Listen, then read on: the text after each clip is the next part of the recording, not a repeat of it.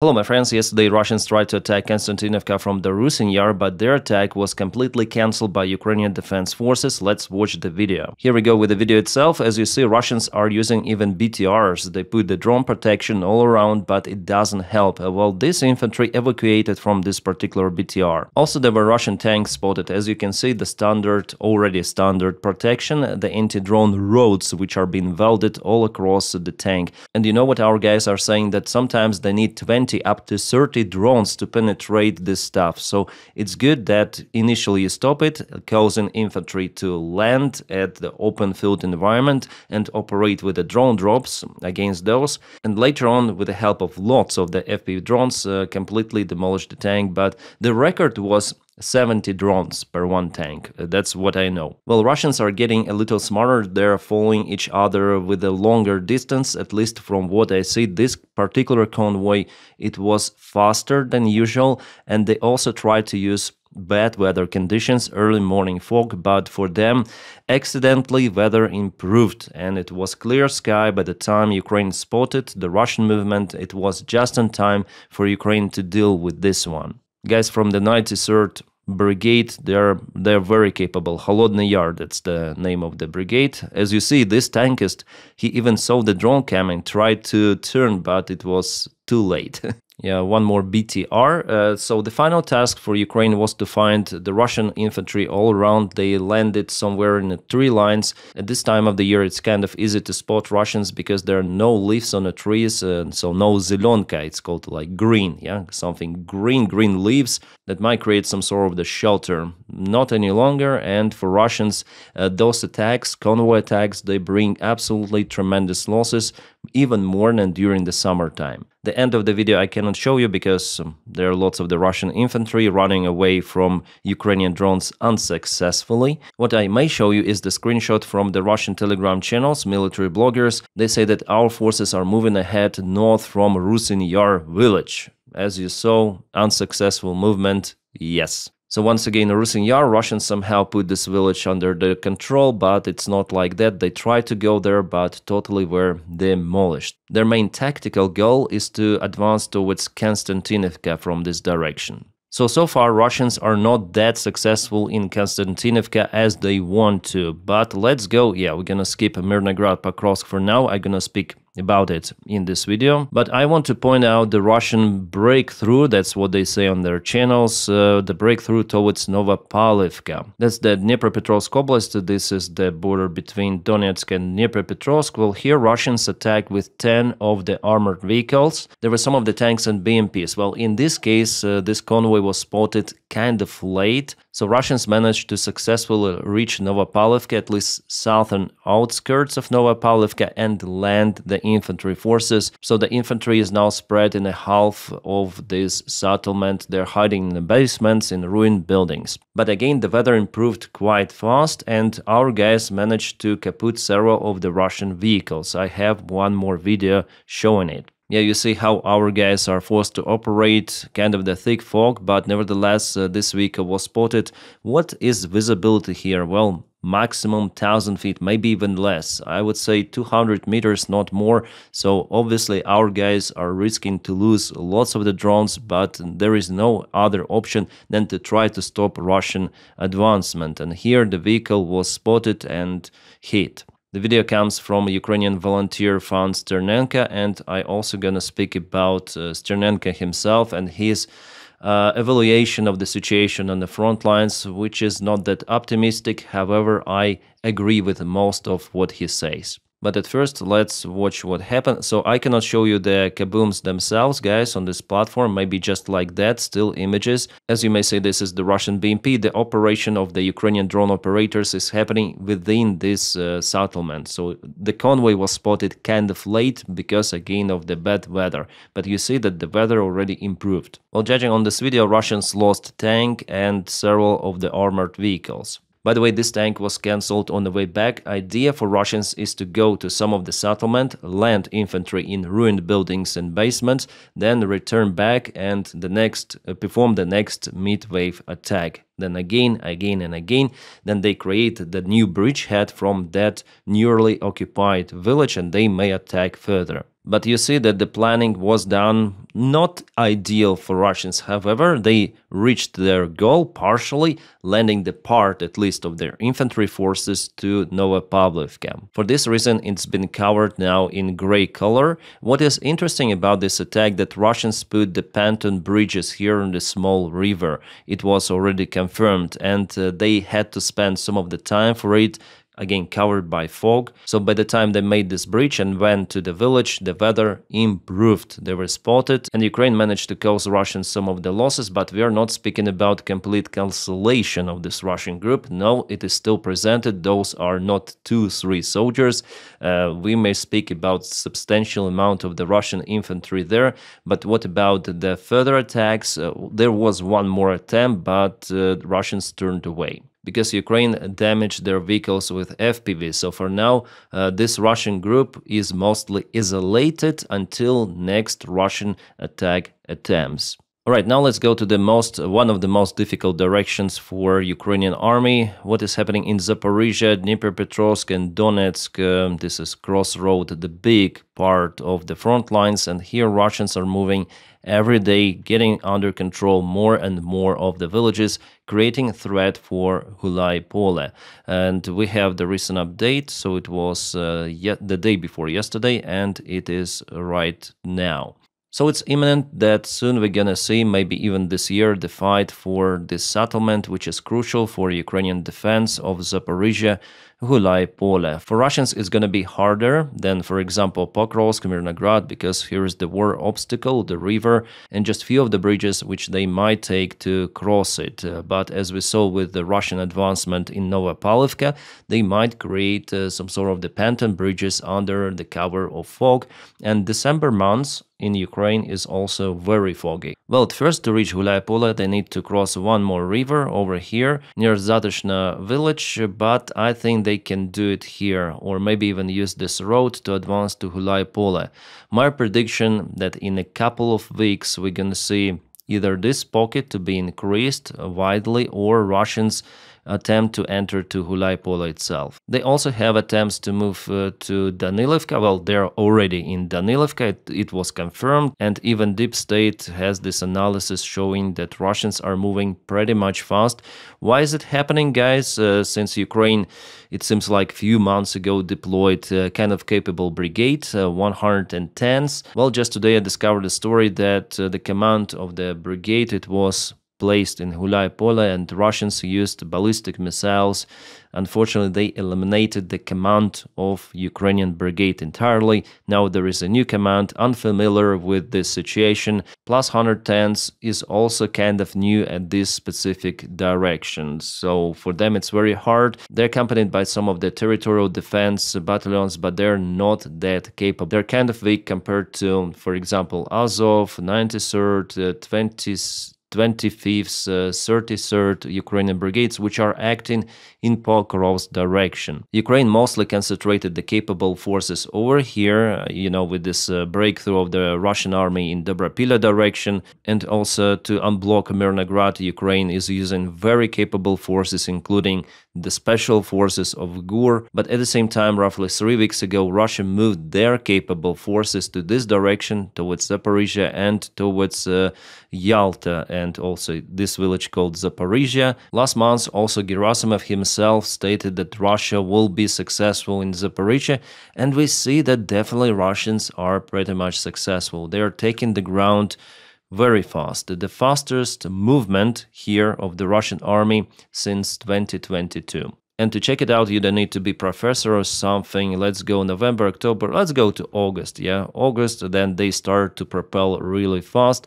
1st of August and today. So you see, for 1 to 3, 4 months, Russians are, or 3.5 months, Russians are quite successful. And Russians are already reaching the last defense line of Ukraine before Zaporizhia. Basically, we are speaking about possible Russian advancement to this very big settlement in 2026. Let me show you the data from Clement Molin Analytic. So here you can see the Russian attack, and those are the recent Russian territorial gains.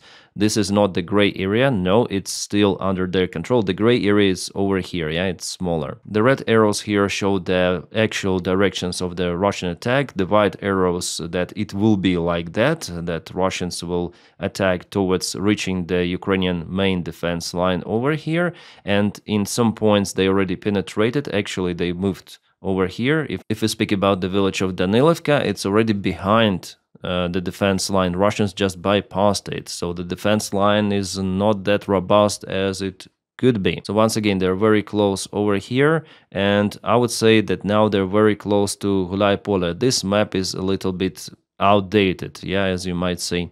And here from Pokrovsk, there are lots of the water obstacles, and here goes again the main defense line. If Russians occupy Gulaipole and penetrate the defense line here, or maybe just in a random place through those villages, or here, they might go to the vast space of fields, very flat terrain, very good for advancements, and here Russians may attack in a matter of maybe even several weeks, 2-3, they could reach the next defense line of Ukraine, which is very close to Zaporizhia already.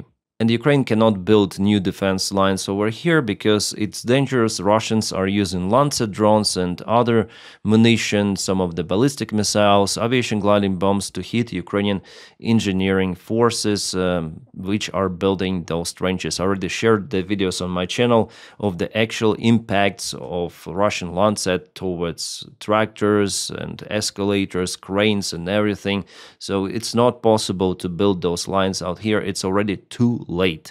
So the only possible variant for Ukraine is to reinforce defense of Zaporizhia, because with the current events happening here, I give almost 100% that Russians will go to Zaporizhia. There will be the fight for Zaporizhia next year, maximum in 2025, but I think after all the next year they may break through if they advance that fast. We'll see in the coming weeks the fight for Gulaipole. If Gulaipole falls, yeah, it's gonna be even faster. In this context, I would like to read the remark from our volunteer Sternenko, and he knows what he is speaking about because he communicates and works with our guys on the front lines delivering drones. He's the biggest drone volunteer in Ukraine.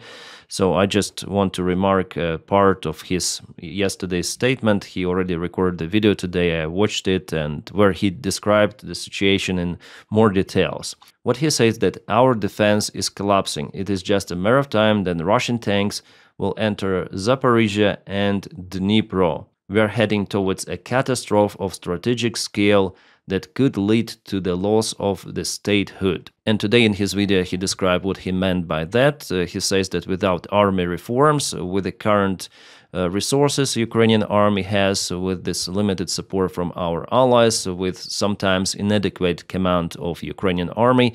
Also, I continue to tell about Manько, who is freaking crazy and who commands the part over the part of this direction. I don't know why Syrskyi didn't dismiss the guy who just openly published the military maps, current military maps on TikTok, and who continued to tell that the Ukrainian army repelled all of the Russian attacks, but somehow every of his reports are more to the west. We repelled attack from those villages, we repelled attack from those villages, and probably in the next year he will say that we repelled Russian attack in Zaporizhia, and then in fact Russians will occupy the settlement. There's pretty much high chance for it, judging on the scale of the Russian army movement, and Sternenko is absolutely right with his remark that without reforms, of the government and first of all army, yes, army command and government, Ukraine has no chances to withstand against prevailing Russian army. And we see that throughout all of those 4 years of war, no reforms were done, or minimum reforms,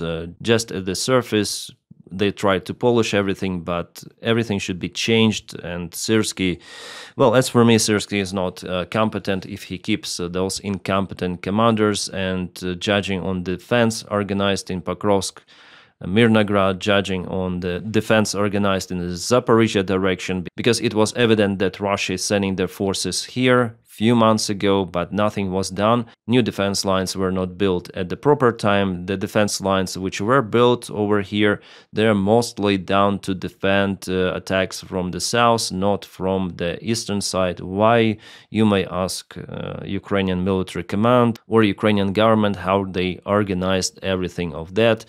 The organization is terrible. The local command with this crazy Manko is incompetent, and by losing of the statehood, Stirnenko means the losing of the big cities like Zaporizhia, Dnipro, maybe more, the occupation of the many more Ukrainian territories, which could lead to internal crisis of the country, and that may lead to the entire occupation of Ukraine or almost full occupation of Ukraine. And he also agrees with the Chechen scenario that Ukrainians will be used in the further wars against some of the other countries, maybe even NATO countries or in Central Asia, because idea for Russia is to restore Russian Empire, Soviet Union, and since they're getting the ground under control, they don't want to stop. It's understandable why Putin is not willing to stop, because he is gaining the ground.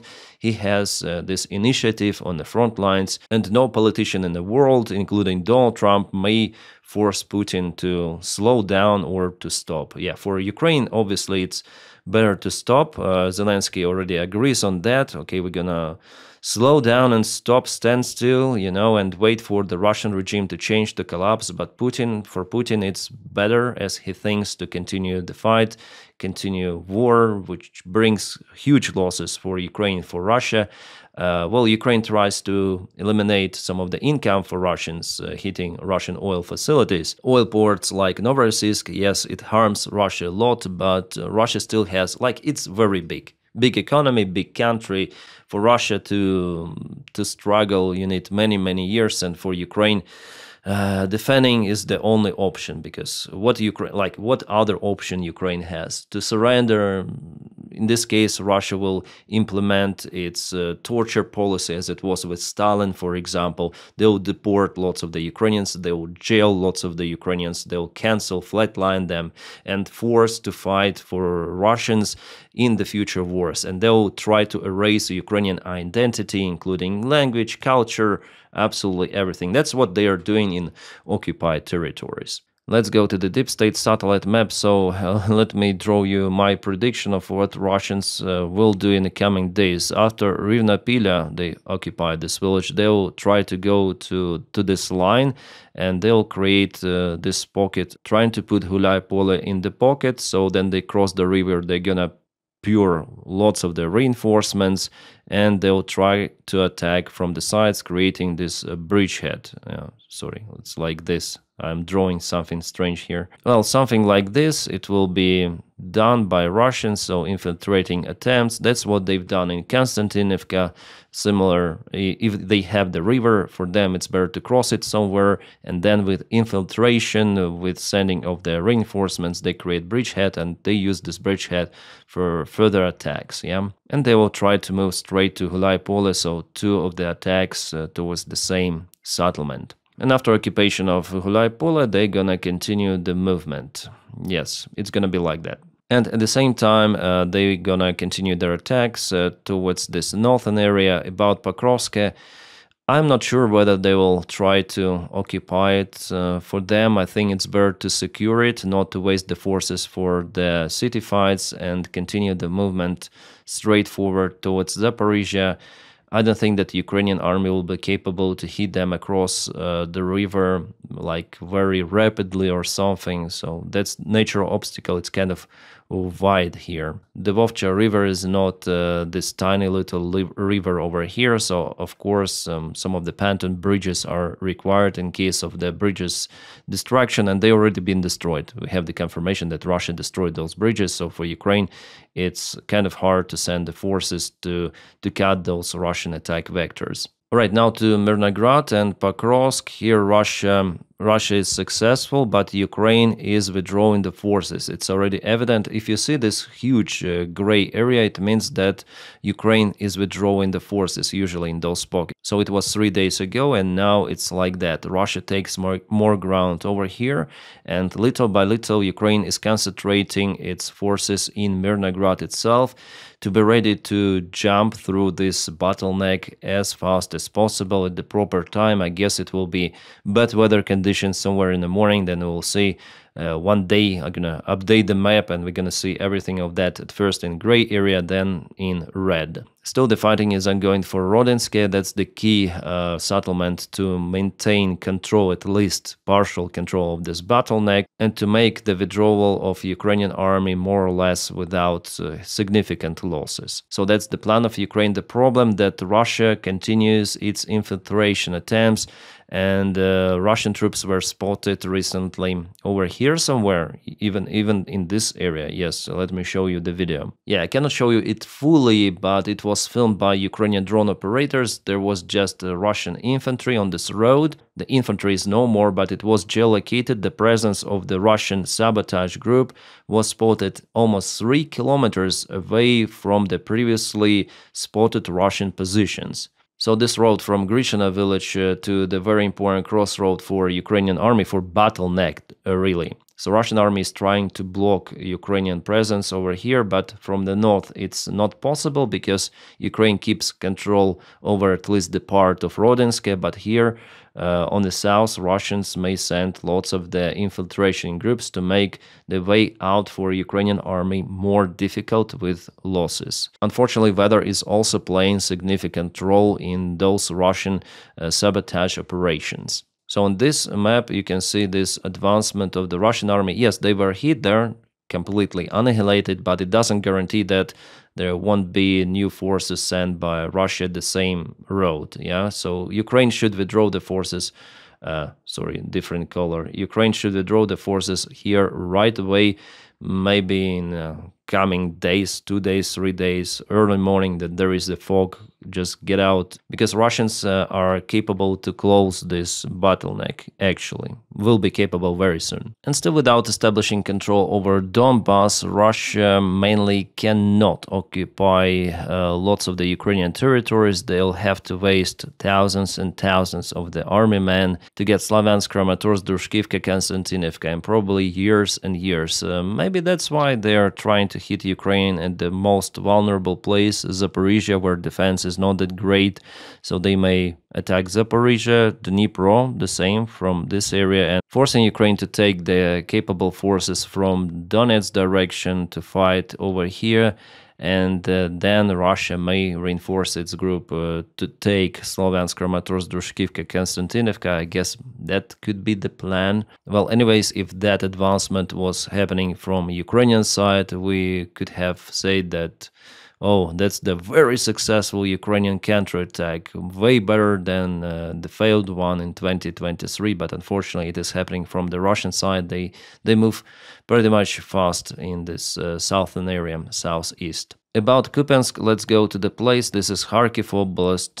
There are no any changes for several days, from what I understood. Yeah. Well, if you check out the Michael Center 3 analytic on his map, it shows that the Ukrainian army tries to counterattack in Kupiansk, but at the same time there are some of the losses of Ukrainian army. Yeah, Russians attacked some of the vehicles and Ukrainian forces on the way. It happened on those railways which were seen on this video. And also Ukrainian forces were spotted fighting in Kupiansk itself. I guess that the counterattack which Ukraine performed from Tishenkivka village, it mainly failed. Russia is moving from this direction. They're closing this pocket, and I would say that for Ukraine it's better to leave this area right now. Then the Russian forces are pretty much far away and they're not using drones that effectively. So I think it's better to leave behind all of those villages. Otherwise the losses could be big, and that's what Russians did in Kherson Oblast. Yeah, from the political perspective, they left the biggest city they were able to occupy since the beginning of the war, but they tried to save their army. Actually, then they have more of the army men. Here Ukraine also should save its people, and for Ukraine, knowing the current realities than many of the soldiers live in Ukrainian army. Well, because of multiple of the reasons, mainly because of the problems within Ukraine. Also lack of the military support, but the main issues are within Ukraine itself. Again, military command, and the Ukrainian government, the recent events, so it's broken. The trust from society towards government is broke. So the situation for Ukraine, even though Russia is still propelling not as fast as in 2022, but in general, this demoralization of Ukrainian society, demoralization of Ukrainian army is higher than it was in 2022. So, yeah, unfortunately, it's not the good time for those corruption scandals, but they appear, and the problem is not the corruption scandal and that anti-corruption bureau is doing its job. The problem that it happened, okay, and close friends of Zelensky involved. So that leads to lack of the trust, and yeah, military command of Ukraine is also not so great. So if you put one on top another, you create this perfect storm situation for Ukraine, and the perfect opportunity for Russians to gain more territories. Kind of briefly, guys, I'm telling you the situation as it is. It's not very optimistic. As you saw, our guys are still fighting. They were capable to stop two of the Russian main assaults. Well, this one was not stopped, but Russians landed their infantry, however, with significant losses. Our guys are trying to do what they can do in the current weather conditions. In Mirnograd, it's the failure of Ukrainian command, not of our guys. But in Konstantinivka, definitely the big Russian convoy was stopped, so our guys are still capable.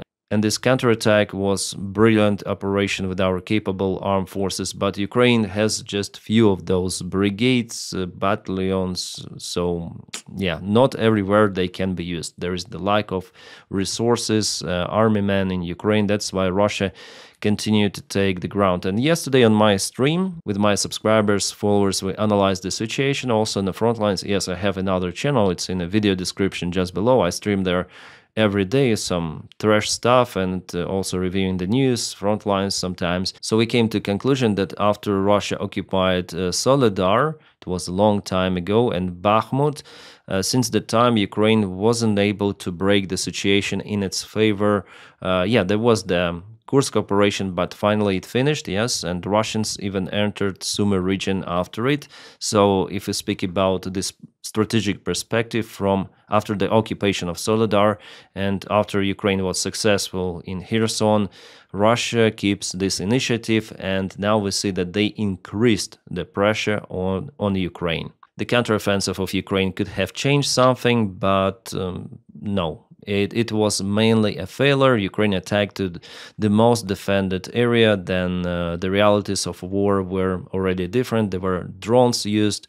So Ukraine basically failed with that, unfortunately. And the thing that I don't see any sort of the changes or perspective for those changes to occur, I see that it's worsening for Ukraine. Also with the military support, by the way, yesterday there were the news published that Europe intensified even the purchases of the Russian natural gas, and they paid Russia billions of euros for that. So from one side they support Ukrainian army, Ukrainian economy, but on the other hand they purchase more of the Russian fossil fuels. Well, thanks to Slovakia, Hungary, but Europe cannot do anything with those countries. And not just Slovakia and Hungary are purchasing those, yeah. Also, Russian oil is actively purchased by the vast part of the European Union countries. So the trade continues, and so this war is pretty much strange as for me. We either fight against this dictatorship regime for the free world and democracy, or what are we doing? So it's very, very strange. So if it continues as it is, I don't have good news, guys. Absolutely. In the long-term perspective, I don't have the good news for Ukraine. Also, I'm sure that there are no good news for Russia. I'm sure that Russia will be disintegrated, but Ukraine has the chances to be, let's say, not defeated completely, but to lose lots of the territories before that collapse of the Russian Federation could happen. Well, like the worst case scenario for Ukraine, that it will be mainly occupied, yeah, by Russia some years ahead, but it will not lead to defeat of Ukraine. There will be some sort of the partisan war like it happened in Afghanistan or something. So the part of Ukrainians will be occupied and Russians will try to erase their identity, but part of the Ukraine will continue its partisan war. So for Russia, it's going to be also pretty much hard, but they will try to eliminate those revolution spots, fire spots. Yeah, it's gonna be like maybe even close to Syrian scenario, but with two of the sides. Also, Russia now provides mobilization campaigns in Luhansk. For example, Luhansk Oblast, they mobilize people, as they say, to defend the Russian energy infrastructure within Russia, but in fact, they send people on the front lines. It's very terrible that they force Ukrainians to fight against Ukrainians. And about the crisis of the Russian economy, yes, for Russia, I need to film a separate video about the current state of it. Yes, it's getting worse for Russia, but it doesn't mean that the Russian economy will crash very soon, no. Plus, it seems like Russia has lots of the army men still and volunteers happy to join the Russian army. They also hire people from in other countries, paying lots of the money, like uncomparable to what Ukraine pays for own soldiers. That's why they still have this resource, and I predicted actually the last year that Russia this year may mobilize some of the soldiers, like open mobilization without any money, as they did in 2022, but de facto they have military men still coming and fighting, especially then they are brainwashed by this Russian propaganda. They are shown on Russian TV that they're only winning, that all of the deaths, they are just occasional. Ukraine has more losses, and Russia takes the ground, so they see they're winning and they're coming to join the Russian army. So maybe I should stop telling about the mobilization in Russia, because I'm quite surprised, yeah, that they still have army men. Despite all of their losses, it is crazy, but they're still joining. In Ukrainian army, with that one, it's very bad, and also it's the part of Ukrainian government policy that it just demilitarized its own people. I mean, the Ukrainian government itself. Anyways, we'll see. I guess still Ukraine has no other option than to fight. Otherwise, Russia will just occupy and apply what they usually apply on occupied territories: terror, prisons, and further war. My friends, stand by for one more video today. It's gonna be not about Frontlines review, but about the news relative to Ukraine, and not only. Thank you for your kind support on Patreon. It really matters. It keeps me running. And also on membership. To join me on Patreon, just check out the link in the video description below.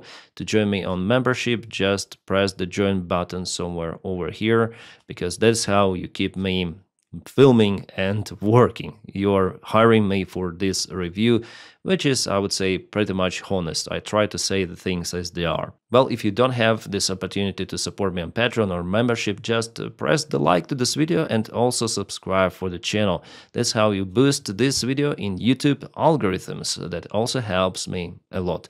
My friends, I wish you all a peaceful sky wherever you are, and have a great time.